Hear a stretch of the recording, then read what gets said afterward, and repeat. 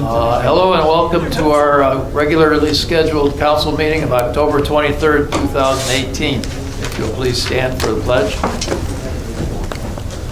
I pledge allegiance to the flag of the United States of America and to the republic for which it stands, one nation, under God, indivisible, with liberty and justice for all.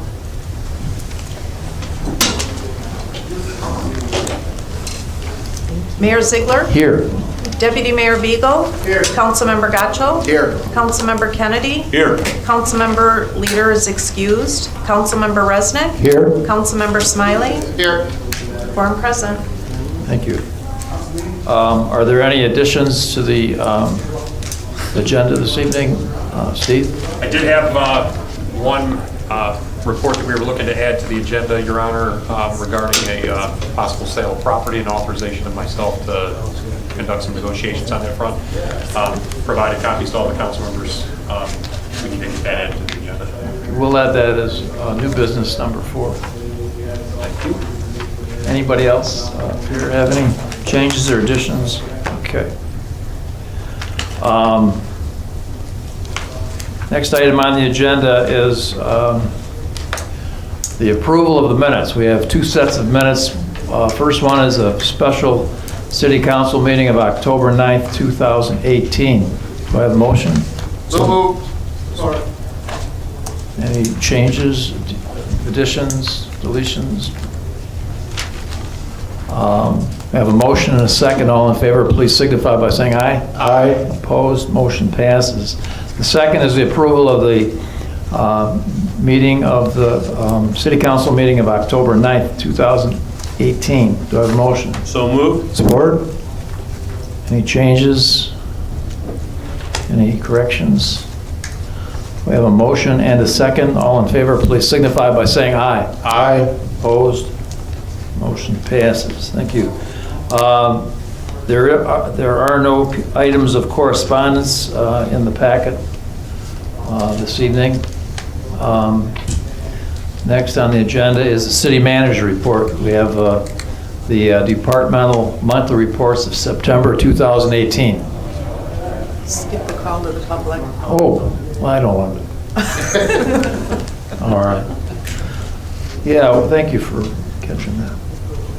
Next item on the agenda is the first call to the public, and I'll read the rules for public speaking. And let's see. The public shall address the council during the call to the public, which shall be included on the agenda immediately after correspondence and again immediately after new business. The first call to the public immediately after correspondence shall be limited to agenda items only. A person shall not address the council in excess of 5 minutes unless the time is extended by a majority of the vote of the council present. Persons wishing to address the council shall identify themselves and their place of residence and shall state their reason for addressing the council, and all comments by the public shall be made directly to the council. Anybody wishing to address the council this evening on any agenda items? Seeing none, I will close the first call to the public. Now I'll go to the city manager reports. And we have the departmental monthly reports of September 2018. Anybody? Mr. Kennedy. Thank you, Mr. Mayor. I have a question regarding the Community Services Monthly Report.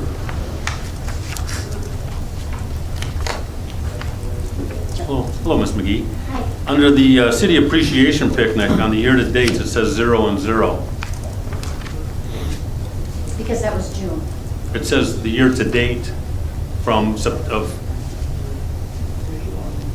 I thought it was for the total year-to-date. It's an accumulation. It's July 1 to June 30th, so we haven't had it yet. Okay, it's the calendar year. Yeah. Okay, thank you. That was easy, huh? Mr. Resnick. Oh, yeah, a couple questions on the water and wastewater report. All right. Number one, if you can give us a quick update on where we are with the active carbon filter. I know there was a temporary and then a permanent solution being sought, and if you can just give an update on the timing of that. Sure. Temporary is in. It was in the 5th, and then they started later on the evening to early Saturday morning of the 6th of running water through it. They are still planning on a permanent system to be installed by the 28th of December this year. 28th of December? Correct. And unfortunately, I don't have any other additional sampling information on Tri-Bar's behalf at this time. Okay, sampling's being done, but the results aren't back yet? Yeah, unfortunately, that sampling portion takes a bit of time. All right, well, thank you, and let's cross our fingers that the permanent solution gets in there and that there's good results. Second question on the FOG, the fats, oils, and greases. I noticed, again, we had quite an extensive list of some of our area restaurants exceeding, some by quite an alarming amount again. Best practices that are being worked with these folks on, it seems like they're not taking effect in some places, right? Yeah, I mean, I personally go and deliver the violations. We discuss how the grease trap actually is supposed to work. I also usually bring with me a copy of the ordinance that talks about, the requirements of the individual or the property owner for that establishment. And then we talk about, kind of ramping up their preventative maintenance plan to some of them maybe as quickly as 2 to 4 weeks of needed cleaning in order to remove that grease. The addition to that is talking about the procedures, right? Instead of just dumping the grease down the drain, which I think is really what's happening here, utilizing their grease receptacle, and trying to, come up with ways to kind of help them understand what the grease trap's purpose is, and that it's not really meant to dump the grease straight down the drain. It's there to collect the residual, and then you still have that obligation to clean that trap out in a timely fashion that will keep you under that 100 milligrams per liter. So, I mean, I've gone there, we've talked a little bit, talked quite a bit, but I don't know that it's really, I've asked for pumpage reports for several of those businesses, and I still don't have any to this day. I mean, the letter has my name, my number. I usually leave my card, as well as I require whoever's receiving that violation to sign for it, to show that they've taken delivery. They sign 2 pages, one's left with them and one's for me to bring back. I haven't received any phone calls or any follow-up with any of those pumpage reports to date for any of the ones that are on this month's. And I just wonder if there's, if there's a high level of employee turnover at some of these companies, is that part of the problem, that there's a training issue there, and if there's any way we could help? And I don't know what the next step could possibly be in terms of violations, right? Yeah, I mean, there is a high level, at KFC especially, McDonald's, every time I go in there, it's somebody new, all the time. McDonald's has done a much better job in having the same person point of contact. Her name's Sarah, she's still been there, she's like their general manager, and they've been doing a good job of working that down. Some of the other ones, it's a new manager each time, and not that they don't report it, and I do get a phone call sometimes from the manager, but it's, well, I didn't know we had a grease trap. That's why I dropped the ordinance off, so that they can see that I'm not just making this up, and it's specific to the sewer use portion in the city. After seeing some of your videos and pictures, it's not pretty. So I don't know what the next step might be for some of these repeat violators, because it seems like 2 years of reporting, it's some of the same businesses, right, that show up. So Sure. I mean, there are other things that can be done. I've done some research on that, and I can talk with Steve and Tim, and we can come up with something, or at least provide some additional information of how other municipalities might be doing. Mandatory training program or something. I don't know. Yeah, I mean, it's that's a lot of it, but with this quick turnover and production, nobody really pays attention to that, and they just whatever cleans it the quicker, faster way, it gets ready for the next customer. All right, we'll see if there is something, next step or whatever. Right? I'll work on that for sure. Okay. Mr. Kennedy. Thank you, Mr. Mayor. Can you describe, just so everybody knows, what happens when the fog, fat, oil, and greases exceed these limits? What happens? So when it exceeds the limits, I guess, in KFC's Right now, what's happening is the grease is basically, it enters the grease trap. There's so much grease, it's just pushing the grease further out and into the collection system. Into our system? Into our system, correct. Okay. Because all the samples that we take are at the monitoring manhole, which is after the grease trap as it's entering into our collection system. What Or happens actually- when it enters into our system? What happens to our pipes? It starts to build up on the side of the pipes, depending on how much. And it's going to eventually, potentially lead to a clog or a plug in the line that will back up not just that affected property, but possibly several other ones, depending on where it makes its collection and makes its plug. So it's going to cost us a maintenance issue that we'll have to pay to have it cleaned out, repaired, or anything like that. So Sure. I believe Councilman Resnick's been is asking, what are we going to do to make sure that we're not going to have to bear the cost of these people's negligence?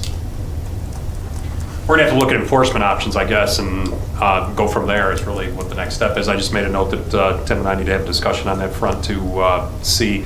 I've been engaged with one of the restaurant owners currently on this subject to try to get some action on it. And, you know, we're still in the early stages of that. But we're gonna have to take a look at what kind of enforcement options we have. If there's other information we can provide to them, that's well and good. We also need to look at what we can do from an enforcement standpoint to get something done on it. So that's It sounds like he's been engaged, though, for more than a couple of years with some of these people. correct. That sounds like someone just not listening and they don't care, you know. And again, that's something that's going to cost the city money. Yeah, and it's potentially going to create problems for customers in the system as well if the pipe gets blocked. Does that stuff go down the drain? I mean, go all the way to our plant? Our treatment plant? It does, yeah. What are the issues that we have with it at the treatment plant? The pump station, which is where all of our pipes collect, and then it's pumped to the wastewater plant, it's increased our cost to clean that out. So they come in like bowling balls of grease, and they fill up, and that's some of the issues that we had from back in that rain event, right? It puts grease on the lines, it pulls on the pumps, so it adds to maintenance costs at the wastewater plant. So it can possibly burn out the pumps faster because it's got to push harder and all that? Yeah, and it gets inside the pumps, and debris sticks to grease, right? Which is the big thing. It floats on the surface and it creates multiple issues. Okay, well, we just replaced some of those pumps. They're kind of expensive. So, Yes, thank you very much. you're welcome. And just one thing to add, I believe there was a local community recently on the east side that showed the picture of a fat berg that almost looked like an iceberg that had formed in their sewer system as it was approaching their sanitary treatment system. Drop a picture of that off. You know, and these that's businesses a that good point too. pilot, yeah. The grease and then the non-flushable, Yeah. flushable wipes, right? And that's really how those bergs start with the grease. They build up together and then they just collect and build and get bigger and bigger and bigger. So definitely an issue for sure. Thank you. Thank you. Okay. Thanks, Matt. Next item on the agenda is the consent agenda. All items listed under the consent agenda are considered routine by the city council and will be enacted by one motion. There will be no separate discussion of these items unless a council member so requests, in which event the items will be removed from the consent agenda and added to the regular agenda at the end of unfinished or new business. Do I have a motion? So moved? I have a motion and a second. All in favor, please signify by saying aye. Aye. Opposed? Consent agenda is passed. There is no unfinished business, which takes us to new business. First item under new business is request for authorization to purchase a Hustler Super Z zero-turn mower from Munn Tractor Sales of Auburn Hills, Michigan, in the amount of $12,025. Tim? So moved. Support. Thank you. So during the budget hearings, we had talked about replacement of the Hustler Super Z 60-inch mower with a rear discharge. And one of the questions that was originally asked was that, how much would it be to do this from off-site or a contractor? We did look into that and looked at oil maintenance costs, the maintenance of the individual tractors that we have, and the program as a whole. And we were within 3% of the lowest bids that we had received back in 2013. I did contact the contractor that offered that, and they said they would offer to make good on that 2013 price. But it doesn't really seem to be beneficial to the city to do that at this time. So we're seeking bids, or we did seek bids for an additional mower. And these mowers last about 10 years, and we have 5 of them on our fleet. And every couple of years, we purchase the next one. And the resulting, or the oldest mower will be actually brought to the treatment plant, and the treatment plant mower will be auctioned off in return. So we're recycling as much as we can with the mowers that we have, and the price for this mower is $12,675. Be open to questions at this time. Do you have any questions, comments? Mr. Resnick? And I believe that by having our DPW do it as well, we've still been employing the use of part-time summer help and internships and... Yep, the pricing was based on the seasonal help that we utilize for this mowing, and the mow crews that we've had have been exceptional. And our most focused area, if you will, is the cemetery. The lots, or the plots, if you will, have the markers in between, and there's like 62 inches in between some of the existing stones. So we're pretty particular about that, and when we've had contractors in the past, we had more issues with markers being damaged than we do now. So that was another additional thing. Mr. Beagle? On the warranty, it says 3-year no hour limit or 5-year 500 limited warranty. What are we getting? The limited warranty, I believe, is on the engine itself, and the mileage, or the hours, beyond 300. Not very clear on that. I just wanted to make sure. I can look at that. All right, thanks. Yep. Mr. Kennedy? Thank you, Mr. Mayor. So we haven't gone out for bids on it to actually evaluate. You used something from 2015 and just assume now that it's going to be, well, you talked to him that his price is still good, but we don't know what else is out there, 4 years later. Even though you had brought it up, we did talk about it at budget, and budget sessions are not really something that's in stone. In fact, we talked about at the end of budget that if everything had to be in stone, that no one would, I wouldn't have voted for the budget, because there are certain things that come up, and I'd like to be able to discuss it when the time comes. So the fact that it was discussed in budgets, now is another time to discuss it again. Correct. When you say you looked into the cost and stuff like that, you said it's for the part-time summer help cost versus the contractors? Mm-hmm. Did you look at it for the cost of the people in the DPW that are also mowing lawns? Correct, yes. Okay.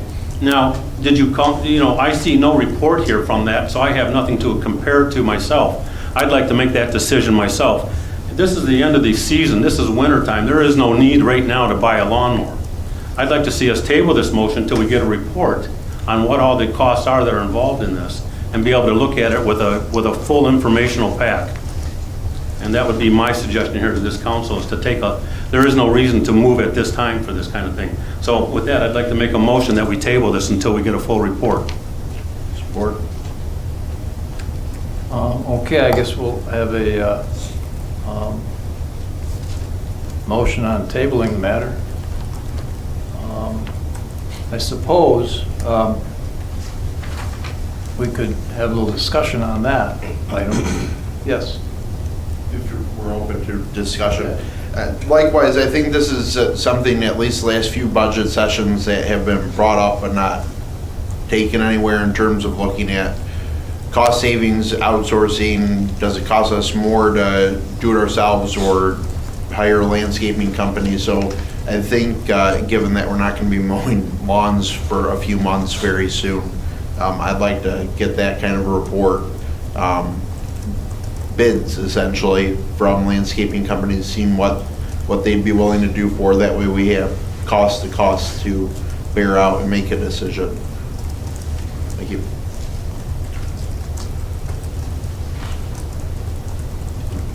Smiley. Thank you, Mr. Mayor. I was asking Tim a little bit about this earlier, and he, correct me if I'm wrong, Tim, that the bid you got from 2013 was 51,000? It was 51,000 and then That's the number that you said was within 2 or 3% of what it cost us. But, you know, that said, it seems reasonable with time on our side to, you know, get some information, get some reports on, you know, compare apples to apples on this, and then we can make a decision. So I support the idea of tabling it. The only thing that I'm not sure that I'm an expert at Robert's rules, but it seems to me that when something is tabled, it has to be brought back to the table and decided. I think it's the same meeting, isn't it, Kathy, or at least the next meeting? No. Yeah. Tabled motion can be brought back anytime we want to bring it back. Well, We have the I opportunity. appreciate your expertise, but I'm asking the clerk, Okay. who's kind of like the I person that we apologize. refer to this. I think if you want to postpone an item to discuss at a future meeting, it would be, the word is actually postpone. To table it means you are going to set it off on the table to bring up a item at this meeting, and then like if a congressman came in right at this point, you would table this motion to let the congressman speak. So I think the word you want to use is postpone to a future date. Yeah, I think that might be the best way to do it, because it seems to me that, trying to do the, you know, keep in concert with Robert's rules, it might be better to do that, so that we're kind of following the rules. And I don't have any problem postponing it and having it looked at.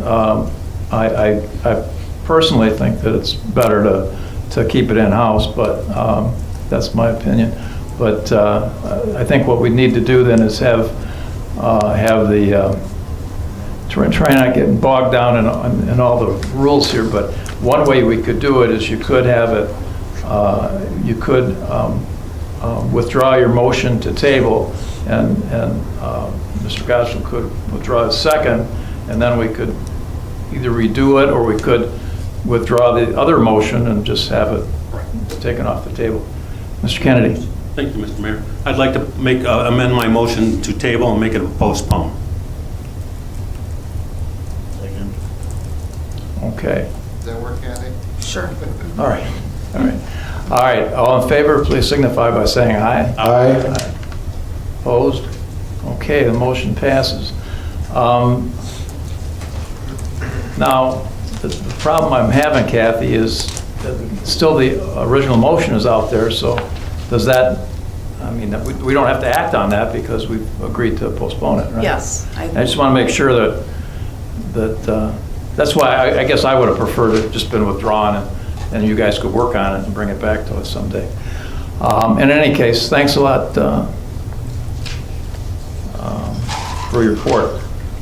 Next item on the agenda is new business number 2. It's a recommendation to renew the winter maintenance agreement with the Road Commission of Oakland County for the Pontiac Trail from the western city limits to Beck Road and Loon Lake Road from Benstein Road to the northern limits of the city by adopting the authorizing resolution and authorizing the mayor and the city clerk to sign the agreement on behalf of the city. Do I have a motion? So moved. Support? So this motion is to do the winter maintenance along Pontiac Trail, Wixom Road, and Loon Lake Road, east of town to Benstein for the Oakland County, and they would give us $11,700 or $11,372.32 for this over the next winter season. We send them a bill in 2 different increments. One in December for purchase of salt, and then the second one in I believe March. And yeah, we've been doing this winter maintenance for Oakland County for over 13 years. We started that in 2005, and it's been working very well for the residents. We seem to be able to respond better or efficiently for our residents rather than on the county's time. Mr. Resnick? Yeah, one question, Tim, and thank you for the explanation, but I believe over those years, we've had a traditional 2% increase per year of the contract.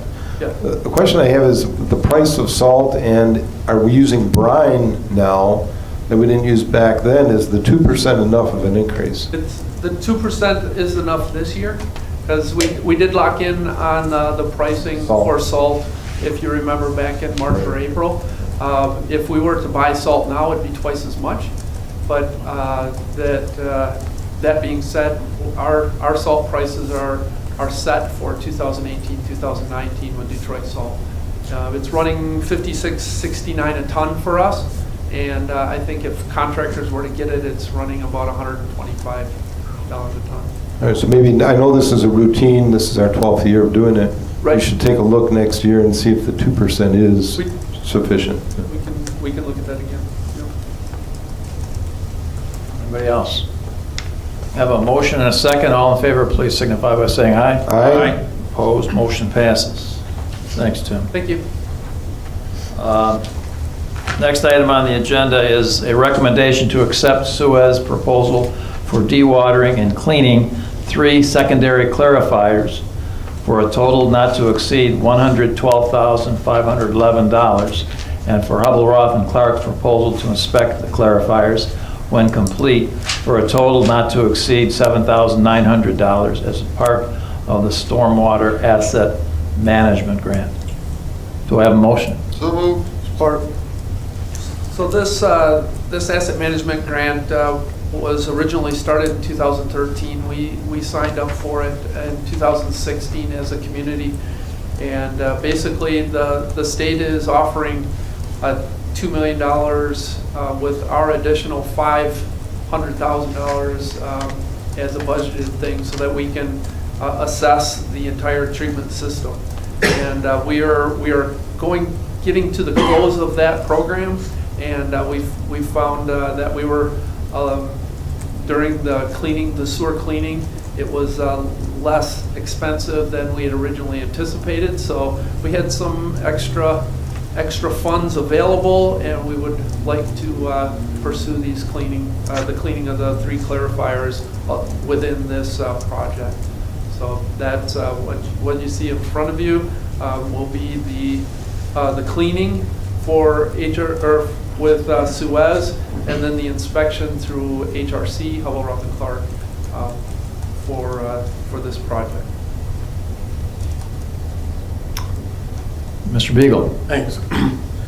Where is the representative from Evoqua coming from? So they're coming from down south. $1,500 for one day travel expenses. I think that seems pretty steep to me. Was that I mean, I appreciate the breakdown that we're getting on these costs and stuff like that, but when they're going to be on site one day and we're paying them $1,500.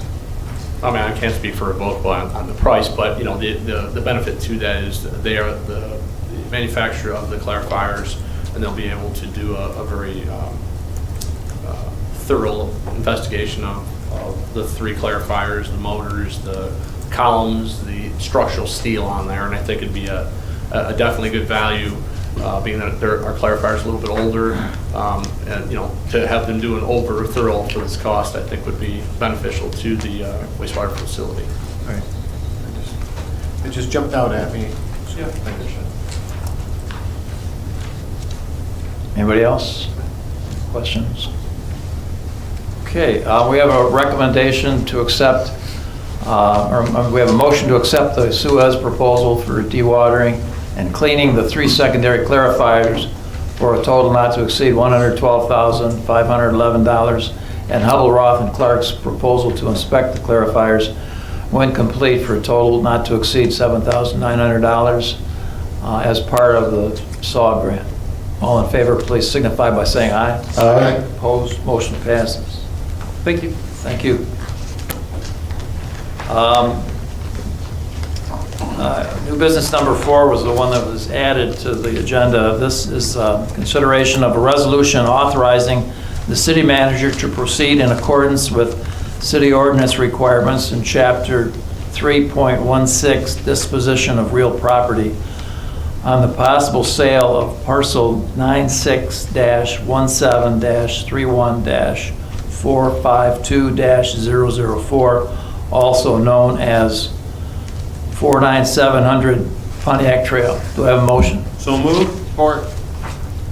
Steve, do you want to give us a little background here? Yes, this item came to light a little bit after we had prepared the packet for this particular council meeting, where we had been in discussions with a local business that's currently located in Wixom, that's interested in possibly obtaining that parcel that was referenced and described as 49700 Pontiac Trail for a possible expansion of their operations. So under our rules, if you will, when you have a surplus city property that's owned that's potentially of interest and can potentially lead to further economic development of the city, it's warranted to take a look at it. And pursuant to Chapter 316 of the Code of Ordinances, I'm asking you to authorize me to discuss that possible sale and negotiate possible sale terms with that company and see if we can come to an arrangement that would be perceived to be mutually beneficial and bring it back to council for action at a later date if it was something that we came to an agreement on.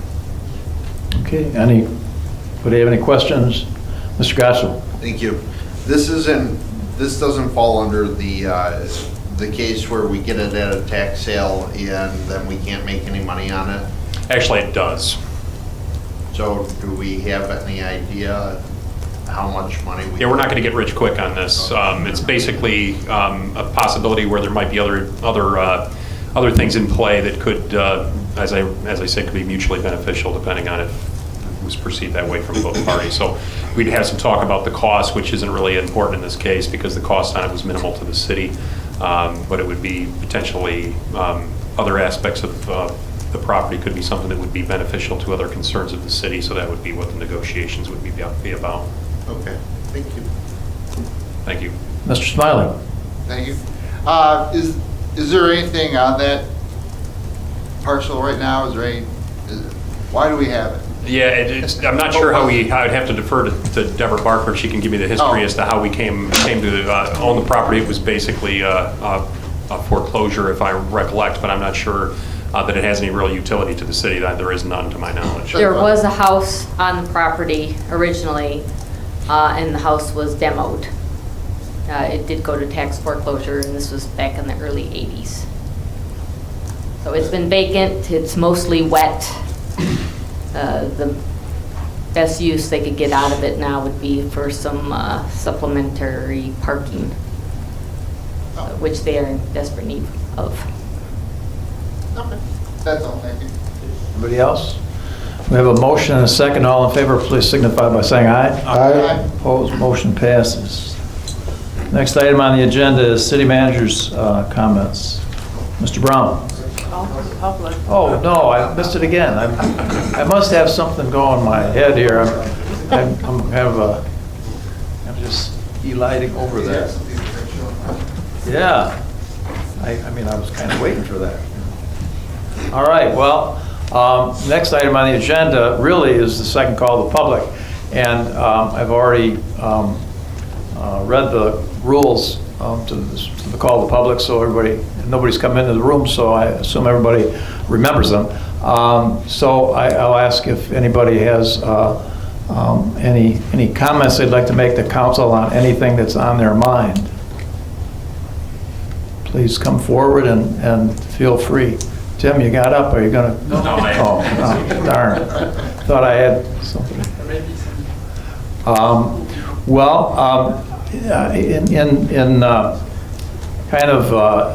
We have a custom here. We see that we have some students here, and we enjoy having students here. And what we'd like to do is make you a part of our meeting and be able to get your name in on the record so that you're able to, prove that you are here, that your teachers, and to be able to actually take part in it. So what we'd like you to do is come on up and introduce yourselves. Tell us where you're from, what you're studying, and we might even have a question or two for you to see if you are listening tonight. So you're first, huh? I'm the only student. Oh, what are you guys? I already graduated. That's my group. What's your Got a group. They came with me for Your support group? Wow. Yeah. Well, you can come up too. You gotta be up here to support her. Can't support her much from down there. All right. I'm Brianna Staten.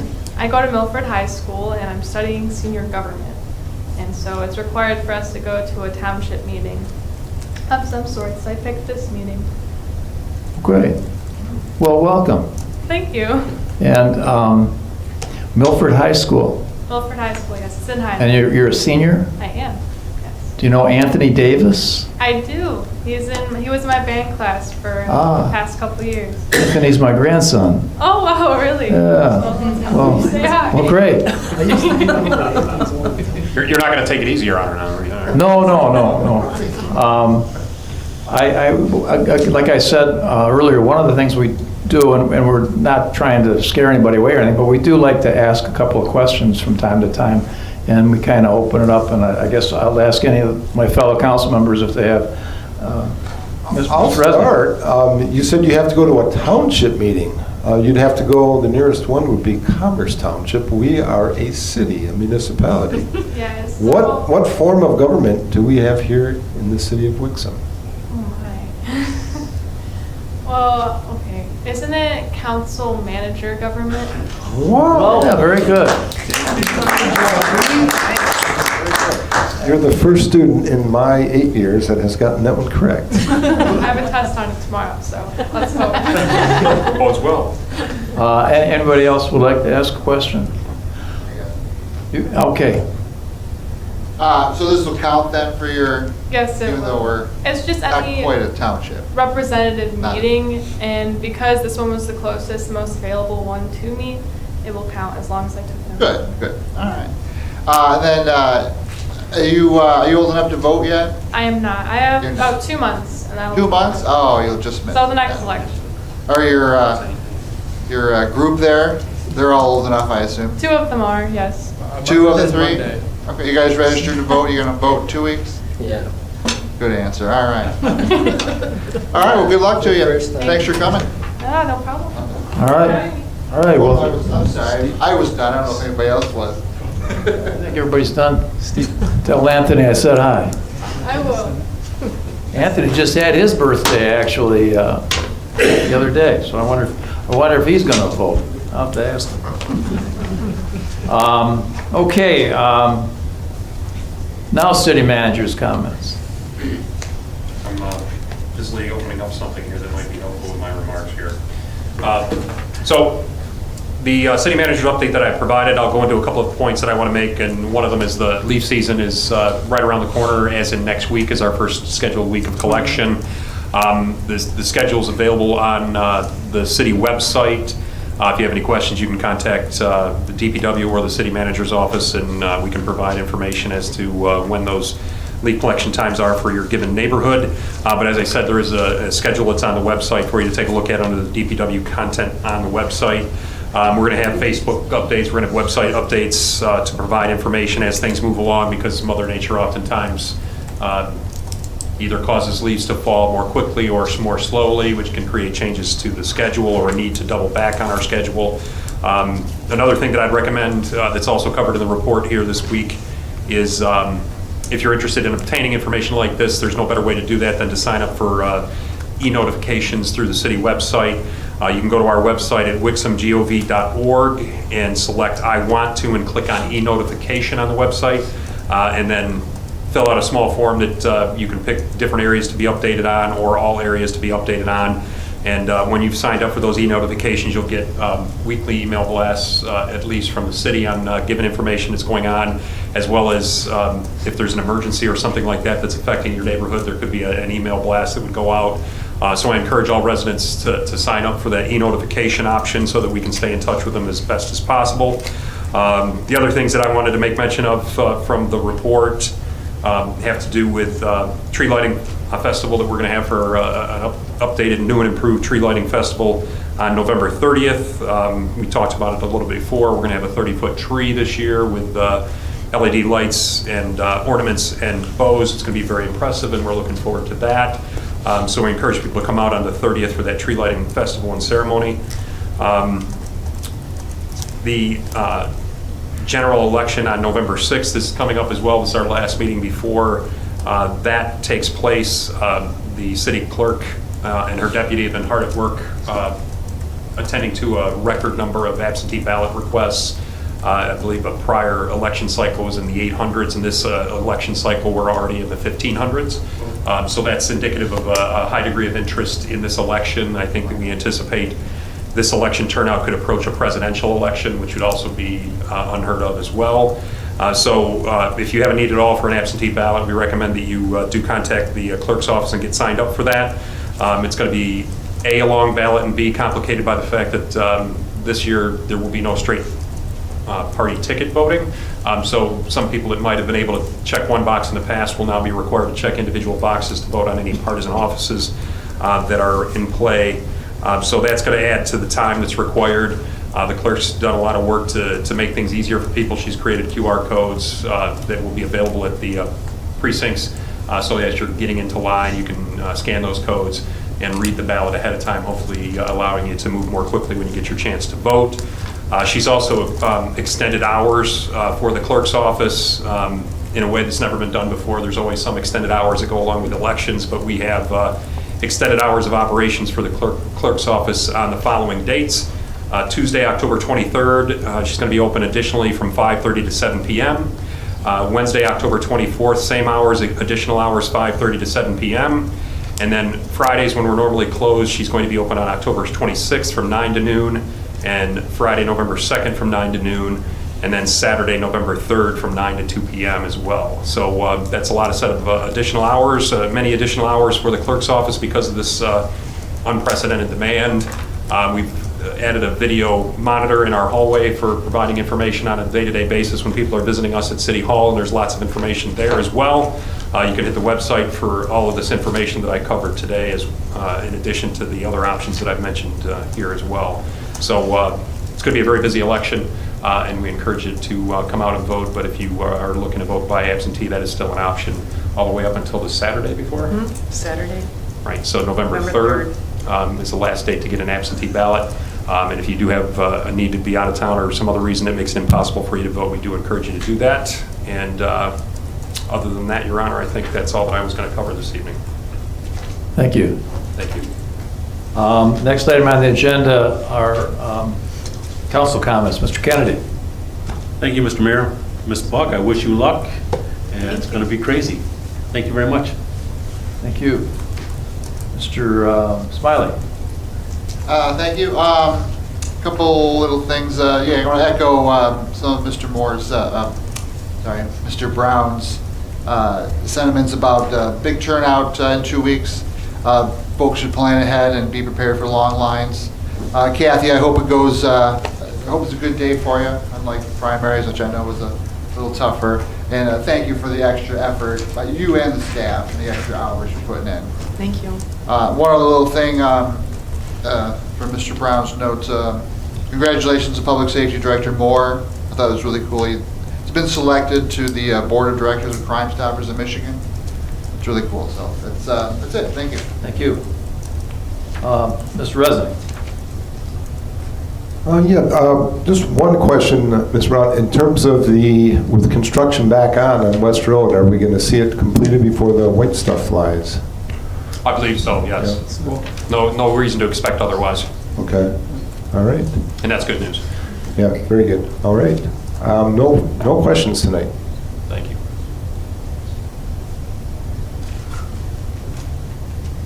Mr. Gatchell. Thank you.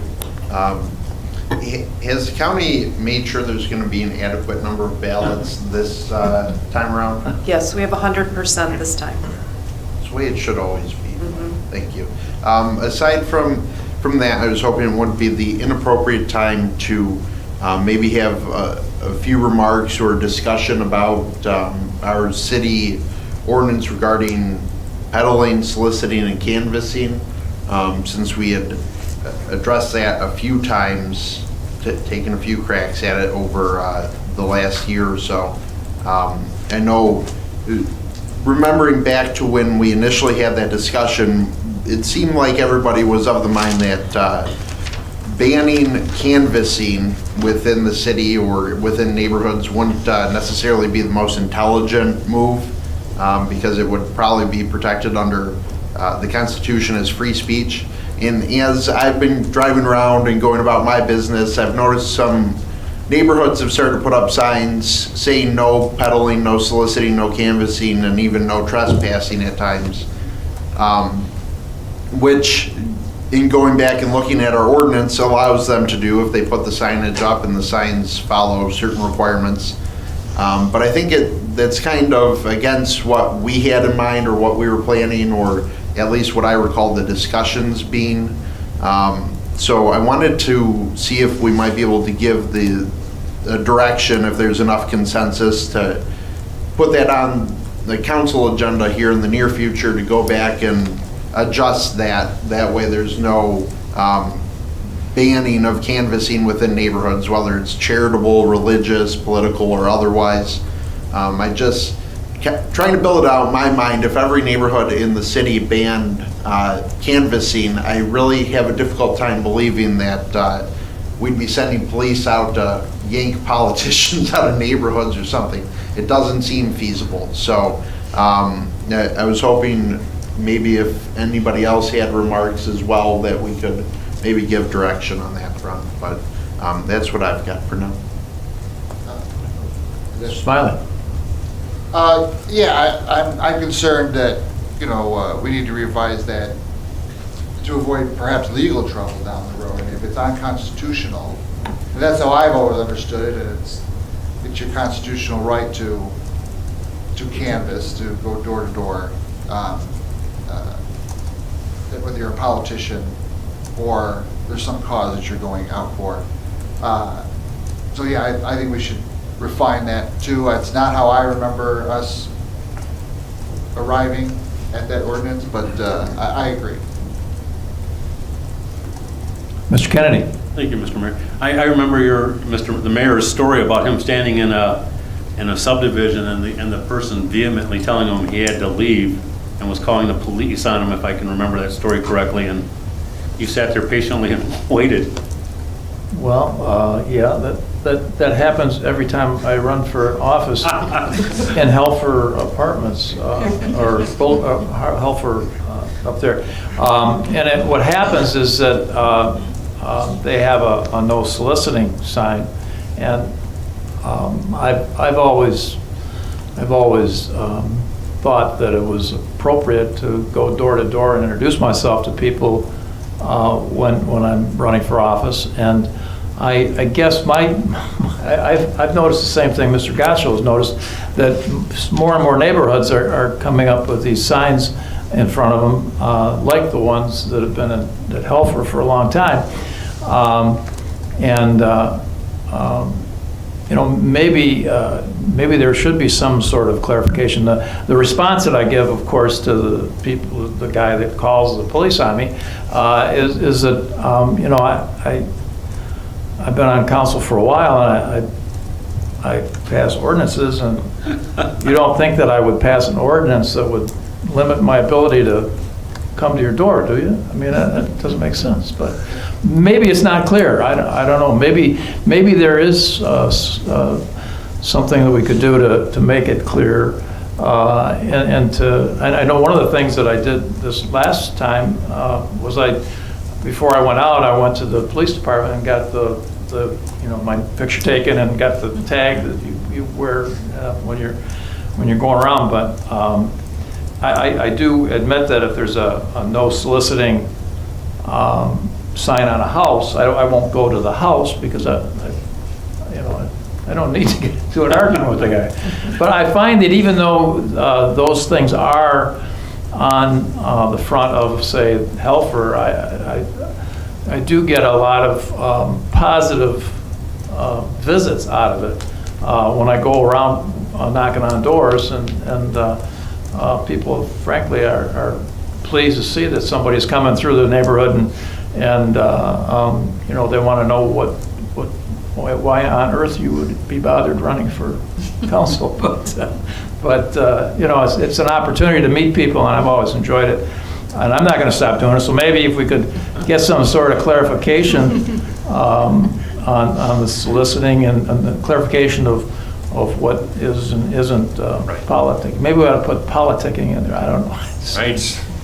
Some sort of an exclusion or list of allowed activities might be appropriate in there, and then Yeah. that might be something we could do if that would address the issues. That sound possible? I'm sorry. Yeah, I thought that when we had the lawyer here, we talked about it being a First Amendment right of speech thing, and then that we couldn't really do it. And then next thing I know, something changed on it, so. Couldn't restrict it, in other words. Yes. You know, that's at least what I remember in that meeting that we had with the lawyers. Right. I'll reestablish contact again on that for the second time this week with our legal counsel and talk about what I perceive to be the general direction of council and see if I can come up with something that makes sense and we can present it and if necessary tweak it when we have that opportunity at a council meeting then. Sounds good. Yeah, this is probably a good year to do it because none of us are up, so. Right.